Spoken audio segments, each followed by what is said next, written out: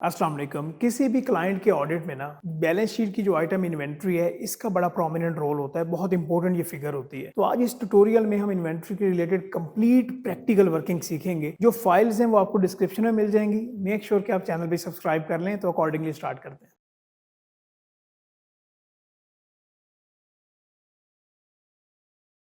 जैसे कि आपको इंट्रोडक्शन में बताया, आज हम इन्वेंट्री एनालिसिस या इन्वेंट्री ऑडिट प्रोसीजर्स को डिटेल में प्रैक्टिकली कवर करेंगे और इस ट्यूटोरियल के बाद इंशाल्लाह आपको इस एरिया में प्रॉब्लम नहीं होगी।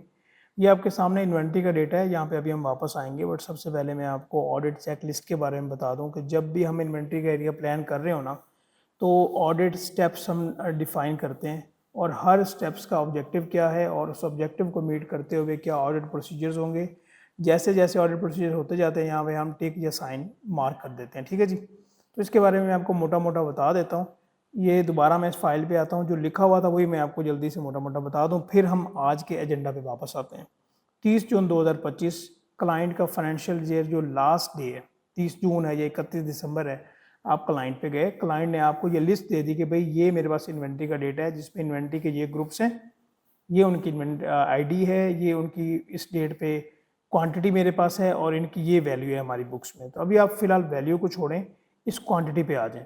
तो सबसे पहले आपने क्या करना होता है कि ऑब्जर्व करना होता है जनाब कि, और उसमें पहला प्रोसीजर क्या है, शीट टू फ्लोर टेस्टिंग हम इसको कहते हैं। उसमें क्या होता है कि जो शीट आपको उन्होंने आपको प्रोवाइड की है, उसमें आपने देखना है कि जो जो इन्वेंट्री आ रही है कि क्या प्रैक्टिकली उनके वेयर हाउस में या प्रेमिसेस में वो इन्वेंट्री अवेलेबल है, वो आपने ऑब्जर्व करना है।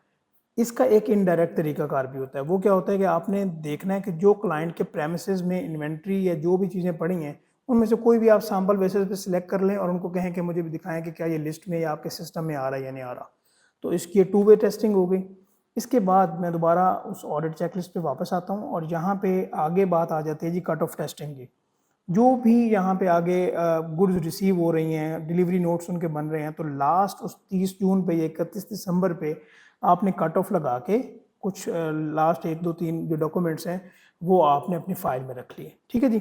अच्छा, इसके बाद मैं अभी पाँचवें को स्किप कर रहा हूँ जो कि सबसे इंपॉर्टेंट है। उसके बाद एनालिटिकल रिव्यू है जिसमें हम कुछ रेशोज निकालते हैं, इन्वेंट्री टर्नओवर, ग्रोस मार्जिन के ट्रेंड्स देखते हैं, इन्वेंट्री की जो वेरिफिकेशन है, ओनरशिप, वो देखते हैं और बाद में प्रेजेंटेशन एंड डिस्क्लोजर कर देते हैं। ये फाइल क्योंकि डिस्क्रिप्शन में अटैच होगी, जिसको आप अच्छी तरह से एक बार स्टडी कर लीजिएगा। अच्छा, अभी आ जाते हैं जी वैल्यूएशन चेक पे, which is very very important. International financial reporting standards IFRS ये कहते हैं कि इन्वेंट्री जो है ना, वो कॉस्ट या NRV इन दोनों में से जो लोअर अमाउंट होगी उसके ऊपर वैल्यू होनी चाहिए। जब टीम्स क्लाइंट पे जाती हैं तो 90% केसेस में तो प्रोसीजर गलत लगा रहे होते हैं, या कुछ लोग तो ये करते ही नहीं हैं। बस जिस तरह से क्लाइंट ने डेटा दिया उसी तरह से वही फिगर्स उठा के ले जाते हैं। जब मैनेजर रिव्यू करता है तो फिर वहाँ पे प्रॉब्लम होती है। तो आज हम यही देखेंगे कि एक्चुअली प्रैक्टिकली हमने वैल्यूएशन चेक करना कैसे है। ठीक है जी, ये बहुत ज़्यादा इंपॉर्टेंट है। बाकी मैं उम्मीद करता हूँ कि आपको ये lower of cost, like cost पे जो कॉस्टिंग है, और NRV का मतलब कम अज़ कम पता है। ठीक है, नहीं पता तो यार गूगल कर लेना, कोई मसला नहीं है।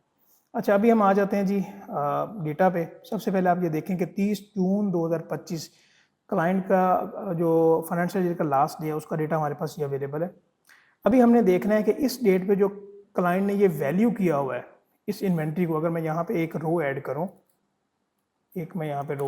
और ऊपर ही मैं सम का फॉर्मूला लगा दूँ, तो देखते हैं कि ये वैल्यू बनती है जी तकरीबन, यहाँ पे इस कॉलम को जो है ना मैं कॉमा स्टाइल में कर लेता हूँ,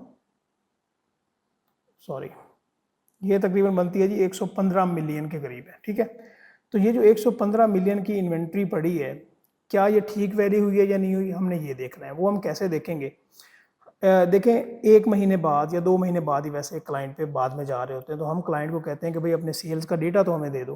तो क्लाइंट हमें सेल्स का जब डेटा देता है ना, तो उसमें हम देखते हैं कि जो सेल्स हो रही हैं वो किस वैल्यू पे हो रही हैं। ठीक है, तो उसका डेटा हमें क्लाइंट ने ये दे दिया है। ये भी आपको डिस्क्रिप्शन में मिल जाएगा, जिसमें आप ये देख रहे हैं कि सबसे पहले ये ग्रुप्स आ रहे हैं, उसके बाद हमारे पास आइटम IDs आ रही हैं, क्वांटिटी जो सेल हुई है 30 जून 2025 के बाद, क्या वो जो सेल हुई है वो क्या है, उनकी यूनिट प्राइस क्या है, ग्रोस सेल क्या बनती है, अगर कोई डिस्काउंट ऑफर किया गया है तो वो डिस्काउंट अमाउंट क्या है, और नेट सेल्स क्या है। ठीक है, ये हमारे पास डेटा आ गया। तो हम मेन शीट में यहाँ पे वापस आएंगे। और सबसे पहले यहाँ पे हम क्या करेंगे, कॉस्ट पर आइटम निकालेंगे, यहाँ पे कॉस्ट पर आइटम, ठीक है जी। इसको साथ ऑटो एडजस्ट भी कर लें और इसकी शॉर्ट की होती है Alt-HOI, ठीक है जी। इसका क्या फॉर्मूला हम करेंगे, इज इक्वल टू, ये हमारे पास जो 30 जून पे वैल्यू है इसको सिलेक्ट किया और डिवाइड कर दिया हमने यहाँ पे ये जो हमारे पास क्वांटिटी है, ठीक है। क्लियर होगी बात। इसको मैं यहाँ पे नीचे की तरफ ड्रैग कर देता हूँ तो मेरे पास एक आइटम की जो पर यूनिट कॉस्ट है वो आ गई है, ठीक है जी। अभी हम आगे निकालेंगे कि जो सेल हुई है, अभी यहाँ पे क्योंकि जो सेल्स है ना वो हमने सितंबर तक की ली हुई है, मतलब कि पहला जो क्वार्टर है ना अगले साल का, वो उसके लिए उसकी हमने सेल ली हुई है। तो यहाँ पे मैं लिख देता हूँ जी सेल्स Q1, ठीक है। यहाँ पे ये मैंने मेंशन कर दिया। और ये हम कैसे लेके आएंगे, बड़ा सिंपल सा ट्रिक है जनाब। ट्रिक क्या है, वी लुकअप का फॉर्मूला लगाएंगे जिसमें हमने बेस बनाना है आइटम आईडी को। अच्छा, ग्रुप्स देखें, ग्रुप्स तो कम होंगे लेकिन आइटम आईडी हमारे पास क्योंकि ज़्यादा है तो बार बार ग्रुप्स रिपीट भी हो रहे होंगे। जिस तरह ये केमिकल है तो यहाँ पे फिर केमिकल आ रहा है, केमिकल आ रहा है, तो उसको हम देखेंगे। लुकअप वैल्यू हम जो यूनिक वैल्यूज़ हैं आइटम कोड आइटम आईडी जो है उसको हमने सिलेक्ट किया, कॉमा प्रेस किया। टेबल अरे क्या है, टेबल अरे हम दूसरी शीट पे जाएंगे जहाँ पे सेल्स का डेटा है अवेलेबल, जहाँ से आइटम आईडी स्टार्ट हो रही है वहाँ से लेके एंड तक हम सिलेक्ट करेंगे। और ये हमारे एक्चुअली यहाँ पे 7 कॉलम्स बनने हैं, तो नीचे तक हमने सिलेक्ट कर लिया। इसको हमने फिक्स कर दिया F4 से, कॉमा प्रेस किया। ये बार में देखिएगा क्या हो रहा है, कॉमा प्रेस कर दिया। अभी कॉलम इंडेक्स नंबर जो है वो नेट सेल्स है लास्ट वाला, यहाँ पे हमने 7 प्रेस किया, कॉमा प्रेस किया और हमें एग्जैक्ट मैच चाहिए, टैब प्रेस कर दिया, ब्रैकेट क्लोज की। ये फॉर्मूला एक बार यहाँ पे ये जो मेंशन है इसको आप ये मैं देख लें एक बार, वीडियो को वाला इसको मैं एंटर कर देता हूँ। तो मेरे पास जो यहाँ पे सेल्स की वैल्यूज़ हैं जनाब वो भी आ गई हैं। अभी तक हमने क्या काम किया है, जो हमारे पास 30 जून पे क्लाइंट ने हमें इन्वेंट्री की वैल्यू बताई हुई थी उस हिसाब से हमने कॉस्ट निकाल ली है। और आगे जो उसने सेल्स दी हुई थी हमें, उस सेल्स के बेसिस सेल्स भी हमने निकाल ली है, ठीक है जी। अभी हम यहाँ पे लेके आएंगे इन सेल्स के अगेंस्ट कितने यूनिट सेल हुए हैं। यहाँ पे मैं अगला कॉलम बनाऊंगा सोल्ड यूनिट्स Q1, क्वार्टर 1 में कितने यूनिट्स सेल हुए हैं, इसको भी ऑटो एडजस्ट कर देते हैं। और फॉर्मूला हम वही लगाएंगे वी लुकअप वाला, वी लुकअप। इसमें भी आइटम आईडी ही सिलेक्ट करेंगे, कॉमा प्रेस करेंगे, टेबल अरे हमारा क्या है दूसरी शीट में। अच्छा, यहाँ पे ज़रा गौर से देखें आप कि यहाँ पे अगर मैं जाऊँ बिल्कुल अप तो आइटम आईडी है और दूसरे कॉलम में हमारे पास यूनिट्स होल्ड है, तो मुझे सारा डेटा सिलेक्ट करने की ज़रूरत नहीं है।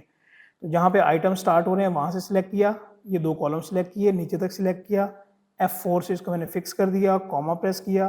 कॉलम इंडेक्स हमारा 2 है क्योंकि हमें ये दूसरे कॉलम से वैल्यू चाहिए, कॉमा, और हमें उसके बाद एग्जैक्ट मैच चाहिए, टैब प्रेस किया, ब्रैकेट क्लोज और एंटर कर दिया, ठीक है जी। तो मुझे पता चल गया कि भाई देखो सेल तो इतनी हुई है क्वार्टर 1 में, और क्वार्टर 1 में इस आइटम आईडी के इतने यूनिट्स जो है ना वो सेल हुए हैं, ठीक है जी। क्लियर होगी बात।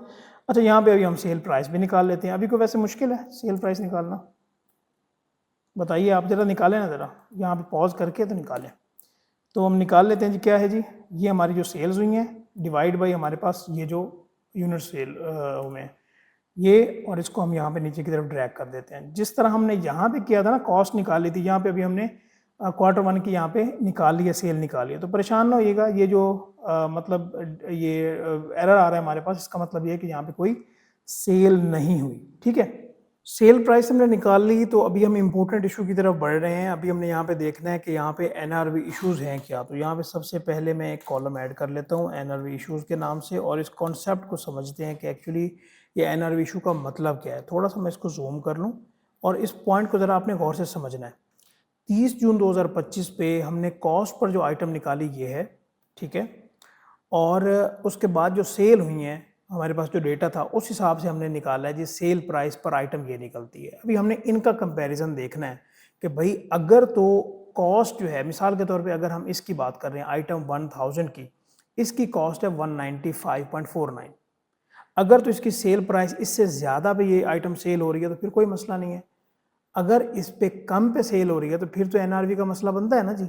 ये अंडरस्टैंडिंग वाली बात थी, इसको ज़रा गौर से आपने समझना है। तो यहाँ पे अभी मैं फॉर्मूला लगाने वाला हूँ, जूम आउट थोड़ा सा मैं कर लूँ, ठीक है। इज इक्वल टू, हम यहाँ पे फॉर्मूला लगाएंगे जी इफ़ का, टैब प्रेस करेंगे। और इसमें एक और मसला भी है कि सेल प्राइस में या यूनिट सेल में देखें तो यहाँ पे नो सेल भी आ रहा है, तो पहले हमें इसको भी, इसका भी बंदोबस्त करना पड़ेगा। तो यहाँ पे सबसे पहले मैं यहाँ पे क्या मेंशन करता हूँ कि देखें अगर आप यहाँ पे जैसे जैसे नीचे आए, ये यूनिट सोल्ड में चेक करो, अगर ये वाला जो सेल है ये 0 के इक्वल हो, कि 0 का मतलब क्या है कि भाई यहाँ पे कोई सेल नहीं हुई, देन यहाँ पे आप इन्वर्टेड कॉमा में मेंशन कर दो नो सेल्स। ठीक है जी, ये हो गया, कॉमा प्रेस करेंगे। अदरवाइज अभी यहाँ पे दोबारा से इफ वाला फॉर्मूला हम लगाने वाले हैं, इफ टैब प्रेस करेंगे। लॉजिकल टेस्ट क्या है यहाँ पे, हम यहाँ पे फॉर्मूला लगाएंगे कि भाई अगर कॉस्ट जो है, कॉस्ट ग्रेटर देन है सेल प्राइस से, जो कि गलत बात है, फिर यहाँ पे प्रॉब्लम होगी। तो फिर आप क्या करो, कॉस्ट में से ये जो सेल प्राइस है ये आप माइनस कर दो, अदरवाइज यहाँ पे आप 0 आ जाए। ठीक है जी, इसको हम ब्रैकेट क्लोज करते हैं और एंटर कर देते हैं। ठीक है जी, और इसको नीचे की तरफ हम ड्रैग कर देते हैं। यहाँ पे हम देखें, अभी आप जहाँ पे सेल प्राइस कॉस्ट से ज़्यादा है वहाँ पे 0 आ रहा है। यहाँ पे देखें, ये अभी आइटम 1001 की बात करें तो इसकी कॉस्ट है जी कितनी, 785.14, और इसकी सेल प्राइस क्या है 650। तो यहाँ पे 135 अपनी कॉस्ट से ये कम पे सेल हुआ है, तो मतलब यहाँ पे एनआरवी का मसला है। और एनआरवी का मसला तो वहाँ पे भी हो सकता है जहाँ पे कोई यूनिट सेल नहीं हुआ, तो इसको भी हम देखेंगे। तो कोई ऐसा मसला नहीं है। यहाँ पे सबसे पहले एनआरवी इशूज हमने निकाल लिए, अभी यहाँ पे हम निकालते हैं जी एनआरवी एडजस्टमेंट अमाउंट, या वैल्यू आप कह लें, जो भी आप कहना चाहें। ठीक है जी, इसको हम ऑटो एडजस्ट कर देते हैं, और यहाँ पे अभी हम फॉर्मूला लगाएंगे, is equal to if, tab press करेंगे, और यहाँ पे इस नंबर वाला आपने यहाँ पे फंक्शन यूज़ करना है जी। टैब प्रेस करेंगे, यहाँ पे ये हम सिलेक्शन करेंगे एनआरवी इशू में जो ये सेल है, ब्रैकेट क्लोज करेंगे। क्योंकि ये इफ़ का हमने फॉर्मूला लगाया है तो यहाँ पे कॉमा प्रेस करेंगे, वैल्यू इफ़ ट्रू, अगर ट्रू हो तो आप इस एनआरवी इशू में जो हमने कॉस्ट जो है उससे कम वाली प्राइस निकाली है, इसको आप मल्टीप्लाई कर दें जो 30 जून 2025 पे हमारे पास फाइनेंशियल ये जो लास्ट डे था उस पर हमारे पास जो क्वांटिटी आ रही है, तो ये कर दें। अदरवाइज यहाँ पे हमारे पास 0 आ जाए, तो इसको मैं एंटर करता हूँ। ठीक है जी, और इसको यहाँ पे नीचे की तरफ हम ड्रैग कर लेते हैं। तो यहाँ पे हमारे पास एनआरवी एडजस्टमेंट अमाउंट आ गई है। जिस तरह से ये हमने कॉपी किया था, ये सम निकाला था, यहाँ पे सम निकाल लेते हैं। मतलब यहाँ से ये हुआ, अगर मैं F2 करूँ तो इसका मतलब ये है कि नेट एनआरवी एडजस्टमेंट अमाउंट जो बनती है वो 1 मिलियन से ज़्यादा अमाउंट की बनती है। 115.7 मिलियन में से 1.07 मिलियन जो है वो एनआरवी का मसला बन गया। ठीक है, मतलब कि इससे कम वैल्यू होनी चाहिए थी। लेकिन एक यहाँ पे छोटा सा मसला ये भी है कि जहाँ पे कोई सेल नहीं हुई वहाँ पे भी तो एनआरवी का मसला बन सकता है ना, तो ये हम कैसे निकालेंगे। अच्छा, यहाँ पे गौर करें, यहाँ पे ग्रुप्स हमारे पास मेंशन है, तो अगर हम ग्रुप वाइज परसेंटेज निकाल लेना कि group wise net adjustment amount की क्या परसेंटेज बनती है, तो हम ये वैल्यू भी निकाल सकते हैं। तो उसके लिए हम क्या करेंगे, बड़ा सिंपल सा तरीकाकार है, हालांकि ये कॉम्प्लिकेटेड समझा जाता है। इसको हमने पूरे ग्रुप से लेके नेट एडजस्टमेंट अमाउंट तक सिलेक्ट कर लिया, नीचे की तरफ सिलेक्ट कर लिया। यहाँ पे आगे जी हम इंसर्ट वाले ऑप्शन पे पाइवट टेबल पे हम आए हैं, और इसको कहा है कि न्यू शीट जो है ना वहाँ पे हमें ये बना दो आप। ये शीट 2 पे हमारे पास पाइवट टेबल आ गया, इसमें हमारे पास ग्रुप्स, ये सारी जो हेडिंग्स थी वो हमारे पास आ रही हैं। ठीक है जी, ग्रुप्स को उठाया, रोज में लेके आ गए हैं। 30 जून 2025 पे जो हमारी वैल्यूज़ थी उसको उठा के हम वैल्यूज़ में लेके आ गए हैं, और जो हमारे पास एनआरवी एडजस्टमेंट अमाउंट निकाली है वो भी हम वैल्यूज़ में लेके आ गए। ठीक है जी, अभी हम यहाँ पे आएंगे, समझिएगा, यहाँ पे इज इक्वल टू, और मैनुअली पंच करना है यहाँ पे C4, जहाँ पे ये जो वैल्यू आ रही है C4 में आ रही है ना, C4 डिवाइड बाय B4। ठीक है जी, इसको मैंने एंटर किया और इसको यहाँ पे नीचे ड्रैग कर देते हैं। इसको परसेंटेज में कन्वर्ट करें तो हमें पता चलता है कि भाई ये ग्रुप वाइज ये परसेंटेज बनती है। थोड़ा सा मैं इसको जूम करूँ तो यहाँ पे ये भी हमें पता चल रहा है कि भाई फूड प्रोडक्ट्स में हमारी एनआरवी सबसे ज़्यादा परसेंटेज यहाँ पे निकली है। उसके बाद कहाँ पे निकली है जी, मशीनरी में निकली है। उसके बाद कहाँ पे निकली है जी, इलेक्ट्रॉनिक्स में निकली है। तो मैं अभी क्या करता हूँ, मैं यहाँ पे आगे सिंपल काम करने लगा हूँ, दोबारा मेन शीट में जाता हूँ और यहाँ पे वी लुकअप का वाला फॉर्मूला लगाऊंगा, और यहाँ पे मैं एक कॉलम ऐड करूँगा जी, एडिशनल एनआरवी परसेंटेज। ठीक है जी, इसको ऑटो एडजस्ट साथ कर लेते हैं और यहाँ पे वी लुकअप का फॉर्मूला लगाएंगे, is equal to V lookup. अच्छा, वी लुकअप में अभी आपने बताना है कि मुझे क्या लुक करना चाहिए। यहाँ पे हमें ग्रुप को देखना चाहिए। मैंने यहाँ पे ग्रुप सिलेक्ट कर लिया, उसके बाद कॉमा प्रेस करेंगे। यहाँ बार में आपने देखना है क्योंकि यहाँ पे ऊपर नीचे थोड़ा सा मसला हो जाता है। शीट 2 में जाएंगे जहाँ पे हमारे पास प्राइवेट टेबल है, ये कॉलम ए पे, यहाँ पे आपने एक बार प्रेस करना है, शिफ्ट प्रेस करके जहाँ तक परसेंटेज आ रही है, और परसेंटेज चौथे कॉलम में आ रही है, हमने ये सिलेक्ट कर लिया, कॉमा प्रेस किया, आगे हमने कॉलम इंडेक्स उसको बताया 4 है और हमें एग्जैक्ट मैच चाहिए, टैब प्रेस किया और इसको एंटर कर दिया। ठीक है जी, ये हमारे पास परसेंटेज आ गई है, नंबर में आ रही है, कोई ऐसा मसला नहीं है। बल्कि हम एक और काम करते हैं यार, हम इन सब को नंबर में कन्वर्ट कर देते हैं। यहाँ से लेके नीचे तक आते हैं और इसको हम नंबर में ही कन्वर्ट कर देते हैं। ठीक है जी, ठीक है, हमारे पास ये नंबर में इसकी कन्वर्जन आ गई है। और ये वाला जो पर्टिकुलर है इसको हम थोड़ा सा इसका डेसिमल साइज बढ़ा देते हैं। ठीक है जी, ये हमारे पास आ गया। अभी जो एडजस्टमेंट एडिशनल एनआरवी परसेंटेज निकाली है, इसकी बेसिस पे हम एडिशनल एनआरवी अमाउंट निकाल लेते हैं। एडिशनल एनआरवी अमाउंट, और यहाँ पे फार्मूला थोड़ा सा और किस्म का होगा, उसको आपने देखना है। वो क्या होगा जी फार्मूला, वो हमारे पास फार्मूला क्या होगा। अच्छा, यहाँ पे एक और बात आपको नोट करनी चाहिए थी, वो मेरे माइंड से निकल गया। यहाँ पे अगर हम देखें तो हमें एडिशनल एनआरवी परसेंटेज वहीं पे चाहिए जहाँ पे सिर्फ और सिर्फ सेल नहीं हुई। तो यहाँ पे तो सभी की आ गई है, तो हमें यहाँ पे फार्मूला को थोड़ा सा एडजस्ट करना पड़ेगा। मैं F2 करता हूँ, वी लुकअप के बिल्कुल हम स्टार्ट में आते हैं। यहाँ पे मैं इफ़ का फार्मूला लगा देता हूँ, टैब, और यहाँ पे मैं इसको कहता हूँ कि ये एनआरवी इशू वाले सेल में देखो, अगर ये सेल इक्वल हो इन्वर्टेड कॉमा में नो सेल के, मेक श्योर के यहाँ पे आपकी स्पेस की या स्पेलिंग की कोई मिस्टेक नहीं होनी चाहिए। जो नो सेल ये है वहीं पे ये होना चाहिए। ये अगर ये नो सेल के इक्वल हो तो फिर यही डेटा, यही रिजल्ट आ जाए। यार क्या हो गया, यही आ जाए। अदरवाइज यहाँ पे एंड पे आएंगे और यहाँ पे 0 प्रेस कर देंगे। मैं दोबारा कह रहा हूँ कि इस बार को आप ज़रूर देखा करें। मैं इसको एंटर प्रेस करता हूँ, अभी इसको नीचे की तरफ ड्रैग करेंगे तो सिर्फ वहीं पे हमारे रिजल्ट आएगा जहाँ पे नो सेल है, जहाँ पे सेल नहीं है। मैं नीचे की तरफ आता हूँ, ज़रा देख भी लेते हैं एक बार। नीचे आते हैं, नीचे आते हैं, ये देखें ये नो सेल है तो यहाँ पे डेटा आ रहा है। तो इस तरह से एक्चुअली हमने ये निकाल लिया। अभी हम एनआरवी की जो अमाउंट है वो निकाल लेते हैं, इज इक्वल टू ये हमारी जो परसेंटेज अमाउंट निकली है, इसको हम मल्टीप्लाई कर देंगे किसके साथ, ये एनआरवी एडजस्टमेंट अमाउंट की हमने परसेंटेज ली थी, तो जो वैल्यू थी हमारे पास 30 जून 2025 पे, उसके साथ इसको मल्टीप्लाई करेंगे और यहाँ पे इसको हम नीचे की तरफ ड्रैग कर देंगे। ठीक है जी, अभी सेम यही वाला जो फॉर्मूला था ये हम यहाँ पे कॉपी कर देते हैं। ठीक है जी, तो मतलब ये हुआ कि जहाँ पे सेल नहीं हुई ना, वहाँ पे 54,772 रुपये की एनआरवी का प्रॉब्लम है। तो यहाँ पे एक हम टोटल एनआरवी का एक हम कॉलम बना देते हैं जनाब, और इन दोनों को ऐड कर देते हैं। दिस प्लस दिस, और इसको नीचे की तरफ हम ड्रैग कर देते हैं और इसको मैं ऑटो एडजस्ट कर देता हूँ, और यही वाला फॉर्मूला यहाँ पे हम कॉपी कर देते हैं। ठीक है जी, ये हमारे पास टोटल अमाउंट निकल आई है। अच्छा, यहाँ पे एक और बात देखने वाली है, ये हमारे पास एनआरवी की अमाउंट निकली है। अभी जो एनालिसिस था उसकी तरफ हम आते हैं, इज इक्वल टू ये हमारे पास जो टोटल कॉस्ट थी वो है, जो वैल्यूशन क्लाइंट ने की हुई थी ये थी उसकी कॉस्ट के हिसाब से, और ये हमारे पास टोटल एनआरवी की अमाउंट निकली। इसको मैंने माइनस कर दिया तो मेरे पास अभी अमाउंट आ रही है जी 114, ये अमाउंट आ रही है एनआरवी के अमाउंट एडजस्ट करने के बाद। और हमारे पास टोटल कितनी थी 30 जून 2025 पे ये वैल्यू थी। अभी हम कहते हैं, अभी स्टैंडर्ड क्या कहता है कि भाई आप ये दोनों चीज़ें देखो, आप कॉस्ट भी देख लो, आप एनआरवी भी देख लो। ठीक है, इन दोनों में से जो होगा ना जनाब लेस, आप अपने स्टॉक को इन्वेंट्री को उसके ऊपर वैल्यू करोगे। अभी ये वाली जो हमारे पास 1.1 मिलियन की अमाउंट आ रही है, इसकी क्या एंट्री होगी ज़रा आपने वो देखना है। इन्वेंट्री क्या होगी, यहाँ पे हम एक्सपेंस ऑन इन्वेंट्री जो है प्रॉफिट एंड लॉस को हम राइट डाउन कर देंगे। मैं आपको एंट्री बल्कि यहाँ पे मेंशन कर ही देता हूँ, expense on inventory write down, इसको हम करेंगे डेबिट,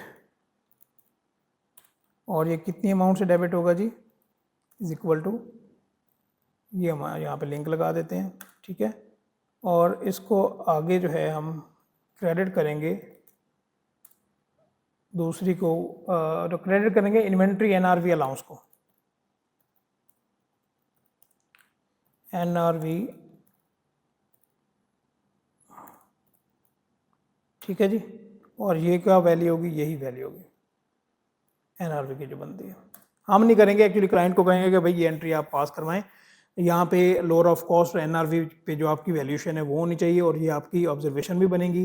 तो जनाब इस तरह से हम एक्चुअली इन्वेंट्री की वैल्यूएशन करते हैं, ये इसकी प्रॉपर वर्किंग है। अगर आप इसको अच्छी तरह समझ लेते हैं, एक दो बार प्रैक्टिस कर लेते हैं तो इंशाल्लाह आपको प्रॉब्लम नहीं होगी और आपका ये एरिया अच्छी तरह कवर हो सकता है। इसके अलावा मैंने आपको पहले भी बताया है, अगर आप ऑडिट और फाइनेंशियल स्टेटमेंट या फाइनेंशियल स्टेटमेंट प्रिपरेशन सीखना चाहें तो आप सीख सकते हैं। इंशाल्लाह ताला इसी तरह सिखाएंगे जिस तरह आपने ये ट्यूटोरियल लिया है। अगर ये समझ आ गया तो वो भी ज़रूर आ जाएगा। Thank you so much. अल्लाह हाफ़िज़।